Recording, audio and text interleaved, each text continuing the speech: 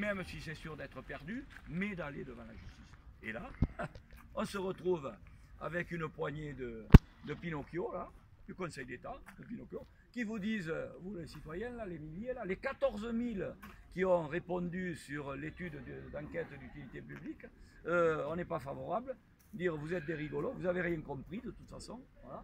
Vous ne pouvez pas comprendre parce que vous êtes tellement hors des réalités que vous ne pouvez pas comprendre. Donc, par conséquent, circuler, il n'y a rien à voir. Donc, il n'y aura pas de recours devant la justice. Donc, on hallucine.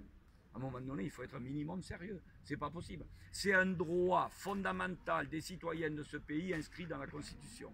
Et là, au jour d'aujourd'hui, on nous le supprime de fait d'une poignée de bonhommes. Donc, c'était pour vous dire que nous, on proteste vigoureusement par rapport à ça. C'est une honte dans une démocratie. On n'arrête pas de donner des leçons aux pays de machin, en Afrique, partout, parce que c'est pas la démocratie, parce que nous on est l'exemple du monde, pays de la liberté, des droits de l'homme, du citoyen d'ailleurs, voilà. Et en même temps, nous on fait à l'intérieur de notre pays des actes pareils, mais c'est grave. Je dis c'est grave, même si à l'arrivée on devrait perdre, enfin toujours est-il. Et je voudrais souligner, c'est aussi dans le cahier des charges des DUP, où le financement est un élément majeur. Le financement. Et là, ils nous disent, ah ouais, mais ça c'est secondaire, on n'en tient pas compte. C'est-à-dire qu'on valide les DUP qui ont été déposés en disant, ouais, mais le financement. Non, non, mais on est dans un pays démocratique.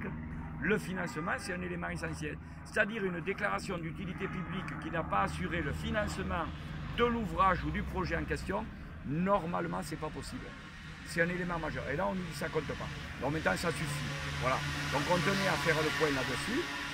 En complément de mon propos, c'est de dire qu'on a demandé donc, au ministère des Transports, effectivement, à ce qu'on puisse aller les voir, pas forcément pour leur dire qu'on est opposé à cette ligne nouvelle, mais surtout pour présenter donc, notre étude en aménagement de la ligne existante. Parce que comme on n'est pas si ringard que ça, hein, on pense aussi au développement du territoire. Et si on est opposé à la ligne nouvelle, c'est parce qu'il n'y en a pas besoin. Aménager la ligne existante suffit.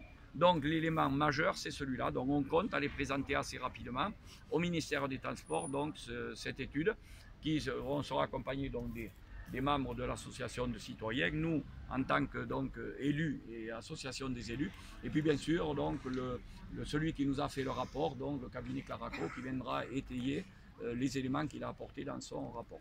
Donc voilà en gros moi les éléments que je voulais apporter. Il y a deux points complémentaires. La première, c'est que nous avons écrit déjà au président de la République pour lui dire un peu tout ça. Si vous désirez avoir copie de cette lettre, c'est une lettre ouverte, elle est à votre disposition.